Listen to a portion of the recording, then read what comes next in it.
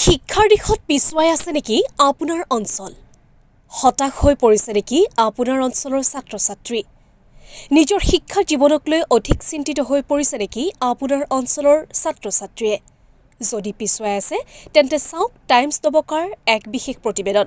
হয়, নিজৰ শিক্ষা জীৱনক লৈ অধিক চিন্তিত হৈ থকা ছাত্ৰ-ছাত্ৰীসকলক আগুৱাই নিয়াৰ উদ্দেশ্যেৰে অনুষ্ঠিত কৰা হৈছে এই বিশাল সভাৰ। নিজৰ শিক্ষা জীৱনক লৈ চিন্তিত হৈ থকা ছাত্ৰ-ছাত্ৰীক অনুপ্ৰাণিত কৰাৰ উদ্দেশ্যেৰে অনুষ্ঠিত কৰা হৈছে এই সভাৰ। পিছ পৰি থকা অঞ্চলৰ কেইবাখনো বিদ্যালয়ৰ ছাত্ৰ-ছাত্ৰীক একগোট কৰি আয়োজন কৰে এই সভাৰ। সভাখনত পিছ পৰি থকা অঞ্চলৰ ছাত্ৰ-ছাত্ৰীয়ে কিদৰে আগুৱাই যাব সেই বিষয়েও কৰে গুৰুত্বপূৰ্ণ মন্তব্য। পিছপৰা অঞ্চলৰ ছাত্ৰ-ছাত্ৰীক আগুৱাই নিয়াৰ উদ্দেশ্যেৰে মুৰাজাৰ প্ৰগতিশীল যুৱ মঞ্চৰ উদ্যোগত আয়োজন কৰা হয় এই সভাৰ। সভা অনুষ্ঠিত কৰি মেধা সম্পন্ন ছাত্ৰ-ছাত্ৰীৰ বাবে মুৰাজাৰত মুকলি কৰা হয় মটিভেশ্যন এণ্ড কেৰিয়াৰ কাউন্সেলিং।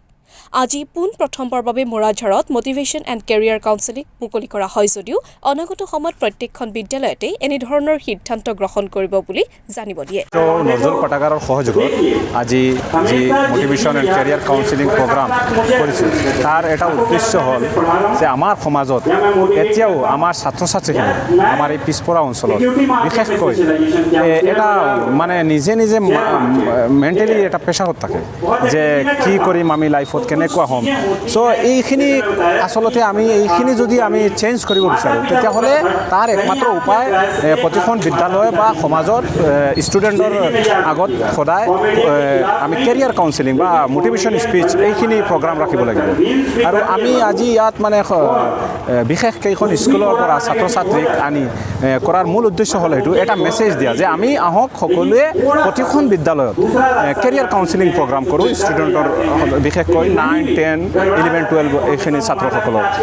কাৰণ তেখেতসকলৰ বিশেষ চিন্তা থাকে যে আমি কি কৰিম কেনেকুৱা হ'ব।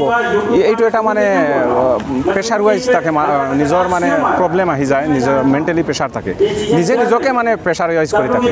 গতিকে এইটোৰ পৰা মানে ছাত্ৰ-ছাত্ৰীক এটা ভাল সিদ্ধান্ত নিজকে এটা ভাল সিদ্ধান্ত ল'ব পৰা এটা অনুষ্ঠান যাক আমি প্ৰগতিশীল যুৱ মঞ্চ আৰু নজৰুল পাঠাগাৰৰ সহযোগত আৰু লগতে ৰাইজৰ সহযোগিতাত আমি আজি মুৰাজাৰ বজাৰত এখন অনুষ্ঠান পাতিছোঁ motivation and career counselling programme.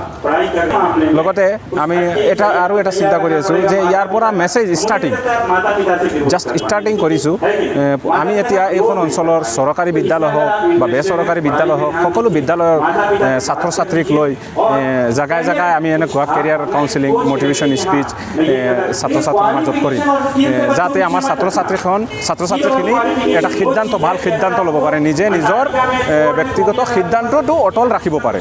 আমি এই বিশেষ পদক্ষেপ বিনামূলীয়া এইখিনি বিনামূলীয়া, এইটো এটা জাষ্ট এটা মেছেজৰ কাৰণে কৰিছোঁ। এই মুৰাজাৰ নজৰুল পাঠাগাৰৰ সন্মুখত আৰু নিশ্চিতভাৱে আপোনালোকে দেখি আছে পিছফালে চলি আছে চাইলেণ্ট মোডত ছাত্ৰ-ছাত্ৰীয়ে ইমান মানে শুনি আছে এনেকুৱা ধৈৰ্য সহকাৰে যে লাগি আছে তেখেতসকলে সকলো কথা স্পষ্টভাৱে বুজি আছে আৰু প্ৰয়োজনীয় কথাখিনি শুনি আছে।